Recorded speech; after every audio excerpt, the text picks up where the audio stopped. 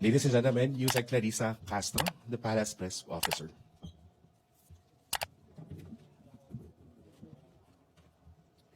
Magandang umaga, Malacanang Press Corps. Muli, welcome sa ating press briefing ngayong araw, March 12. Good news ang dala ng Department of Justice. Binigyang halaga ni Justice Secretary Boying Rimulya ang legal at makataong approach ng ating administrasyon laban sa iligal na droga sa kanilang pagdalo sa 60th session of the United Nations Commission on Narcotics Drugs. Dito ay binigyan din ng ating administrasyon ang pagpapatibay sa mga prevention measures gaya ng education at rehabilitation programs kontra droga. At nagbunga nga ang magandang resulta na nagtala ng pagbaba ng drug abuse sa bansa mula 1.7 or rather 1.67 million noong 2019 to 1.47 million noong 2023, base sa 2023 National Survey on Drug Abuse in the Philippines. Sa kabilang banda, the Philippines reaffirmed that the arrest of former President complied with the Philippines' commitment to the Interpol. Our commitment received support from various civic and civil society organizations. Let me quote some of those statements. Former Senator Lila de Lima said, "Duterte is being made to answer, not me, but to the victims, to their families, to a world that refuses to forget. This is not about vengeance. This is about justice finally taking its course." The Free Legal Assistance Group said it welcomes the issuance by the ICC of the warrant of arrest against Mr. Rodrigo Roa Duterte and the action taken by the Philippine authorities to enforce the warrant against Mr. Duterte. It is a significant step towards ensuring accountability for the extrajudicial killings committed during his administration in pursuit of the so-called war on drugs. The Commission on Human Rights meanwhile said, the pursuit of justice cannot be stalled. Every delay prolongs the suffering of those left behind. It bears repeating the truth cannot be silenced. Accountability must prevail over impunity. The Project Paghilom hailed Duterte's arrest as victory for justice. Sa mga nagsasabi na si Duterte ay inabuso, ito po, International Criminal Court, walang tao at bayan ang nagdidikta doon. Paano siya inabuso? Human Rights Watch Deputy Asia Director Byrony Lau also said former President Duterte's arrest and transfer to The Hague is a long overdue victory against impunity that could bring victims and their families a step closer to justice. Adding that, this momentous event sends a message to human rights abuses everywhere that one day they could be held to account. Handa na po tayong sumagot sa inyong mga katanungan. First question, Eden Santos, Net 25.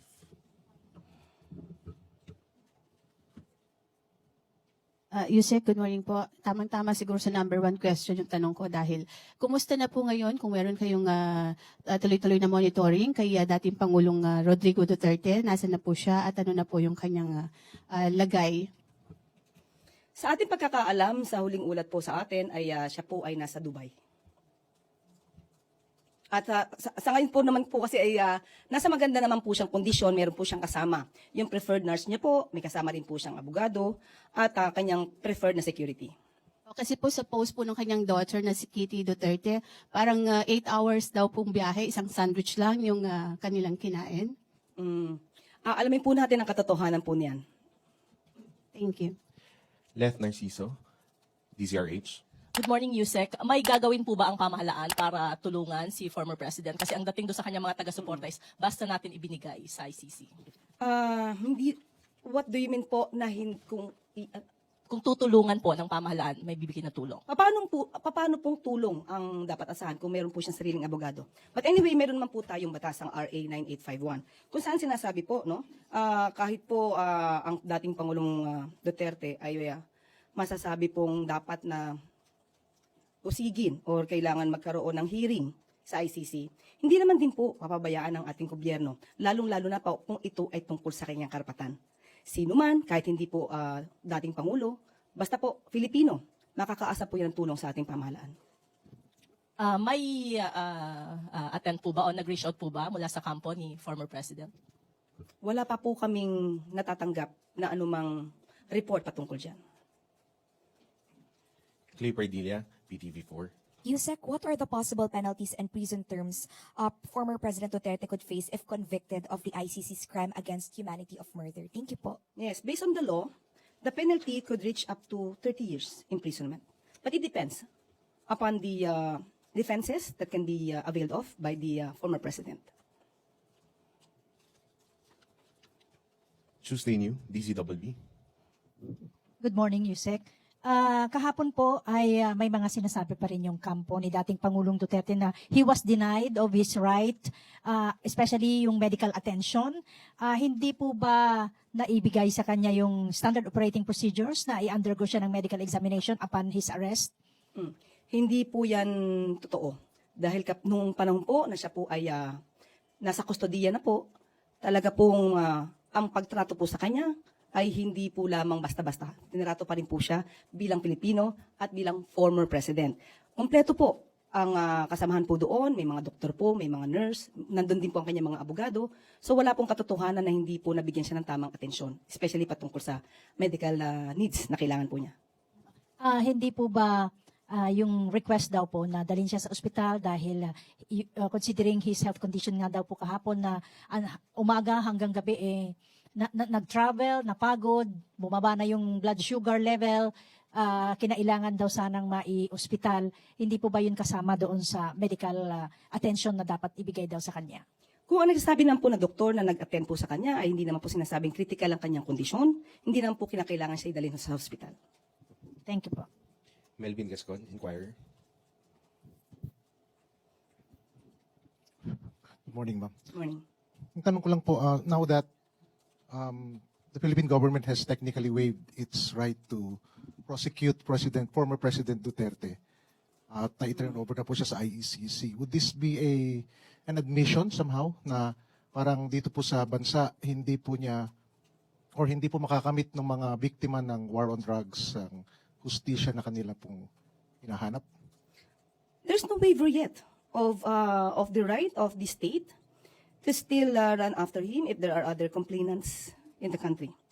It just so happened that there is already pending case before the ICC, and we are just complying and enforcing RA 9851, especially Section 17, wherein that the stating therein that instead the authorities may surrender or extradite suspected or accused persons in the Philippines to the appropriate international court, if any, or to any other state pursuant to the applicable extradition laws and treaties. So we have not yet waived the rights of the alleged victims in the Philippines. They can still file cases. Ano pong i-expect namin na magiging policy po ng government sa pakikipagtulungan sa ICC pag mayroon pong mga upcoming requests, halimbawa, ganito rin po ba na it will be through the Interpol? Or Opo, dahil hindi po tayo miyembro ng ICC, pakikipagtulungan lang po tayo sa Interpol at ganun pa rin po siguro ang senaryo, pero depende pa rin po sa magiging sitwasyon. Kung halimbawa po yung taong kailangan silbihan ng warrant of arrest ay voluntary namang mag-surrender, so may iba naman po yung sitwasyon. But still, we will comply with our commitment with the Interpol. thank you, ma'am. Crisel Insigne, IBC 13. Yusek, may bearing pa po ba yung final po nila Attorney Panelo po na habeas corpus, gayong nasa ICC na po si former President Duterte? Supreme Court lamang po ang makakapagsabi niyan, but normally po, usually po, kapag ka po yung tao ay nasa ibang bansa na po at nadala na po, nagiging moot and academic yung issue. But depende pa po rin yan sa Supreme Court. Hindi po natin pwedeng pangunahan kung ano po ang magiging decision ng Supreme Court dito. Follow up lang po, Yusek. Lumipad na po si VP po papuntang Netherlands. Sino po yung nakapag-clearance to travel po ba siya? Hindi po namin alam kung nakapag-clearance siya. Madalas naman po yata siyang umalis ng walang clearance. Hindi ko po, I'm sorry for that. Hindi po natin, wala po tayong information on that. Thank you po. Alvin Baltazar, Radyo Pilipinas. Yusek, magandang umaga po. Yusek, nabanggit niyo kanina yung support doon sa naging desisyon ng gobyerno natin na i-turn over sa through Interpol sa ICC si Pangulong Duterte. Ang nabanggit niyo kanina, group of lawyers, pagkatapos yung mga victims. Pero how do you assess the public's assessment doon sa naging hakbang ng ating pamahalaan? Ano po ba yung naging public sentiments? Ano po? Ano po yung, sabi niyo po yung may sentimiento ng publiko. Ano po ba yung sinasabi niyo sentimiento? Yung assessment po natin. Ang assessment. natin. Assessment po natin. Okay. Alas tungkol. Kung anong sentimiento ng tao. In general, In general, we gain support doon sa naging Asya. kung pag-uusapan po natin ay pagbibigay ng hustisya at pagko-comply sa tamang batas, mas maiintindihan po ng taong bayan kung naging tama po ba yung naging hakbang ng administrasyon. So ang mas maganda lamang po dito ay malaman nila kung paano ba ito nagsimula. Bakit nagkaroon ng warrant of arrest? Bakit kailangan makipag-ugnayan sa Interpol? Kapag po kasi ang nakikitang naratibo ay puro nakakaawa ang dating Pangulong Duterte, nandun na po tayo sa may bandang dulo eh. Dapat simulan natin, bakit nga ba nagkaroon ng kaso sa ICC? Bakit nagkaroon ng warrant of arrest? Sino ba ang nagsampa ng kaso sa ICC? Kailan ba tumiwalag ang bansa sa ICC? Hindi pa po ba nung nagkapagsampa na ng kaso, itong mga biktima, di umanong biktima ng Pangulo? Dapat yun po sana ang masimulan sa taong bayan para maintindihan nila kung bakit kinakailangan po na mangyari ang ganito, bakit kinakailangan din po tayong mag-comply sa ating commitment to the Interpol. So, sa akin pong palagay, kapag ka po naintindihan nila ito lahat, magiging positibo naman po ang tanaw nila sa ginawa po ng administrasyon. Salamat po, Yusek. Richmond Quevedo, Daily Tribune.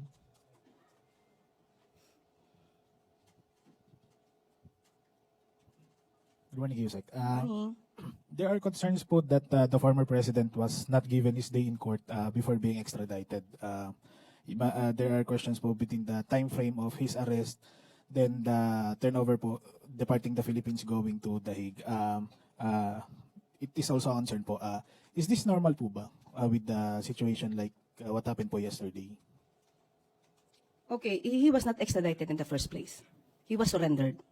It would be different from to surrender and to extradite. So I just have to correct on that.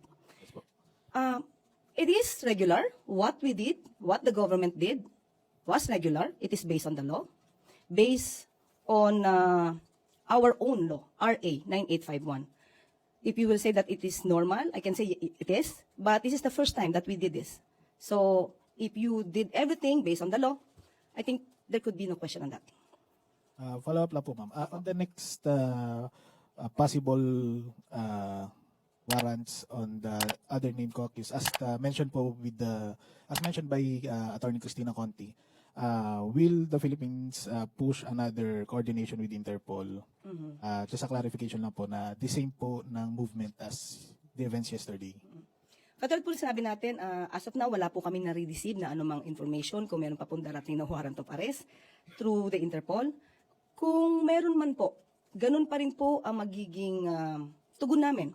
Kapag hiningi po ng Interpol ang tulong ng administrasyon, tutugon pa rin po tayo. Sabi nga rin po natin, magiging iba po siguro yung sitwasyon kung yung mga tao na maaaring maging subject of a warrant of arrest ay kusang magsusurrender. Hindi na po siguro kakailanganin yung naging drama po kahapon. Last na lang po, Yusek, from my end. Is the Philippines considering to rejoin the ICC? As of now po, we have not, there's no discussion on that. We will just cross the bridge when we get there. Wala pa po, as of now. Thank you, Yusek. Maricar Sargan, Brigada FM. Good morning, Yusek. Sa ambush interview po kagabi ni VP Sara, binanggit niya na yung pag-aresto kay dating Pangulong Rodrigo Duterte is parang state kidnapping daw po. Any reaction from the palace? State kidnapping. What does he mean by that? Now, what does she mean by that? State kidnapping. Well, I guess I have to stick with the word kidnapping. Pagkuha ng sapilitan ng walang otoridad. Yung pinakasimple. Yun ang pinakasimple para sa taong bayan. Unang-una po, paano po magiging kidnapping kung may warrant of arrest? It was issued by an authority, by the court. Kapag ka po mayroon ng issuance ng anumang order from the court, we have to comply. Especially sa ating po nangyari ay through Interpol. Hindi po pwedeng kapag ka po nagsuserve ang sino mang otoridad, let's say sheriff, atin na lang po itong tatalikuran, or ating sasaktan, o ating susuntukin. Hindi po pwedeng ganun.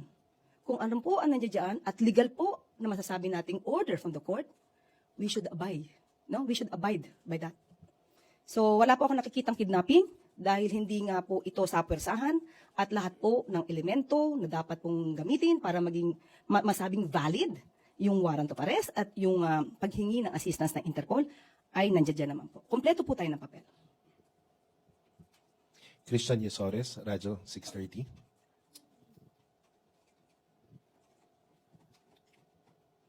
Good morning, Yusek. Maybe ask lang po yung siguro reaksyon ng palasyo o ng Pangulo doon sa statement naman po ng kanyang kapatid na si Senator Amy Marcos na nadismaya po doon at naawa sa pag-aresto kay Duterte. Ang sabi po niya, hindi na raw tayo natuto at gulo lang ang idudulot nito. Wala rin anyang pakinabang sa mga naghihirap na Pilipino ang pag-aresto. It also even reminded her daw sa kanilang ama, the late President Marcos Sr. noong 1986. I guess she was referring when the late President was ousted. Ano pong sagot dito ng palasyo o ng Pangulo? Nung tinanong po natin ng Pangulo dyan ay hindi pa po niya napanood ito at hindi rin po niya pa nabasa. So as of the moment, wala pong reaksyon ang Pangulo patungkol dyan. Thank you po. Sam Medinilla, Business Mirror.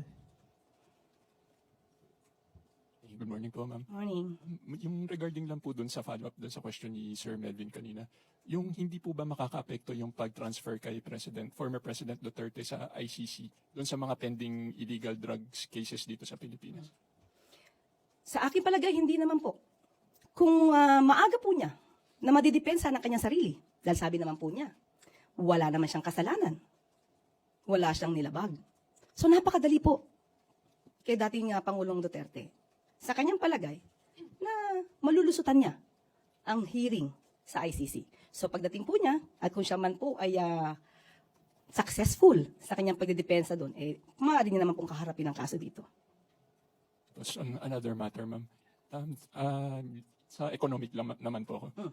Last year, recently po naglabas ng data yung BSP regarding the FDI flow sinks to 110 million lowest in 11 years. Bumaba po yung foreign direct investments na nakuha ng Pilipinas last year. Humina? Umina. Despite dun sa mga initiatives ng government to attract foreign investors. Ngayon, ano po yung parang gagawin ng government to ensure na this year, medyo tumaas na po ulit yung FDIs natin? Sa ngayon po, aalamin po natin kung ano ba ang naging dahilan kung sinasabi pong may pagbaba ng mga foreign investments dito.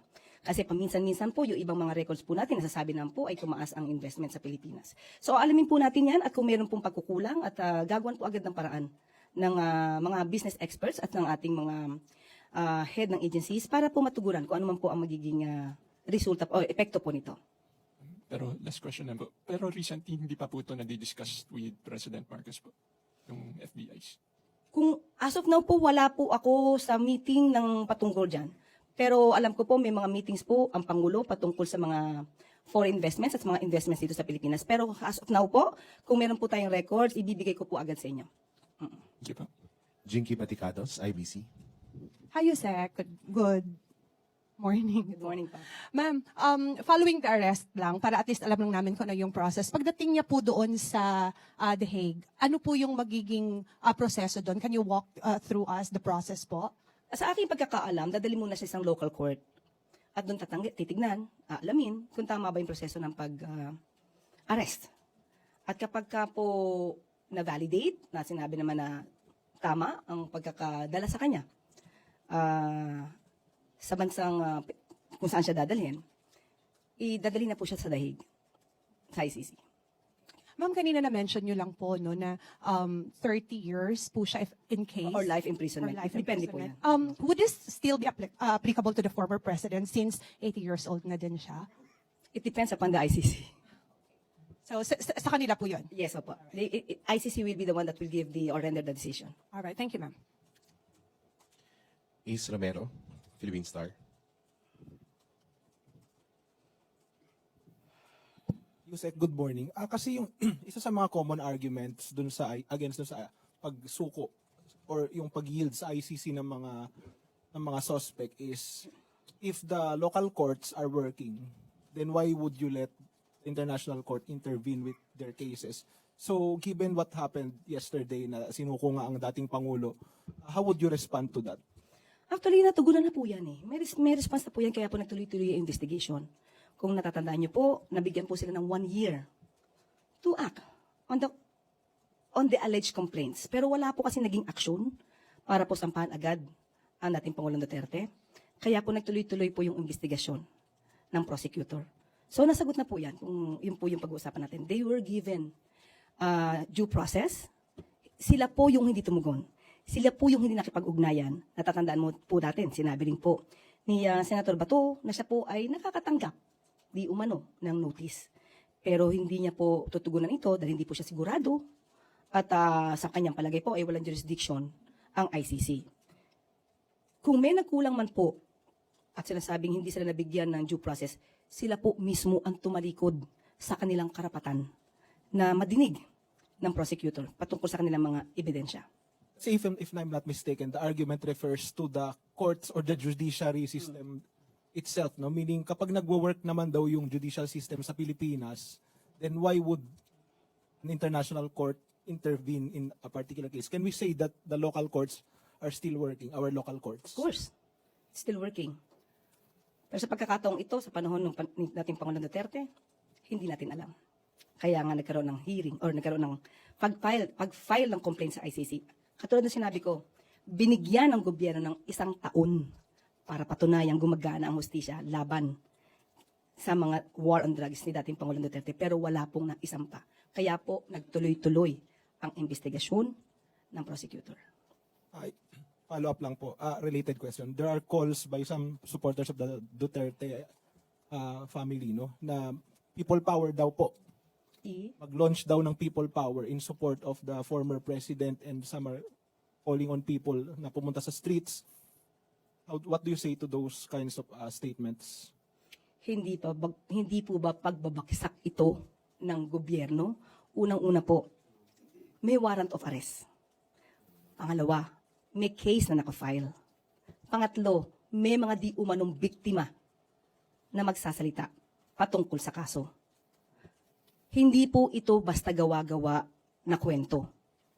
May mga biktima. Hindi ito pagpaplanta ng ebidensya. Hindi galing ang kaso sa Pilipinas. Ito, ang kaso ay pending sa ICC.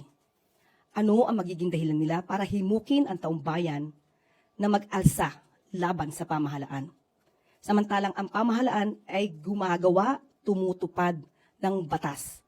Ang pagtawag ba ng people power ay paglabag sa batas? Dapat ang mga tao ngayon, ang mga kababayan natin, mag-isip, alamin, ano ba ang nangyayari? Ang kasong ito sa ICC ay hindi gawa-gawa ng pamahalaan. Gawa ito sa panahon ni dating Pangulong Duterte. Gawa ito ng war on drugs ni dating Pangulong Duterte. At aminado siya rito. Bakit isisisi ang pag-i-issue ng warrant of arrest, ang pagpapadala sa kanya sa ICC? Kung siya mismo, sinabi ni dating Pangulong Duterte, sue me. I will take all the legal responsibilities on this. Bakit tayo ngayon umiiyak? Samantalang pinapatupad lang naman natin kung ano ang nasa batas.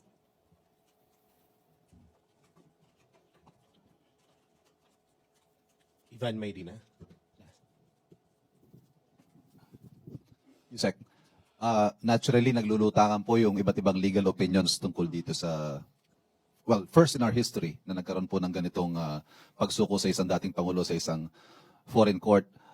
Isa po sa mga opinion na ito, and I quote, without a binding treaty or domestic legal obligation explicitly compelling surrender, post-withdrawal with the ICC, the decision to cooperate remains discretionary under Philippine law.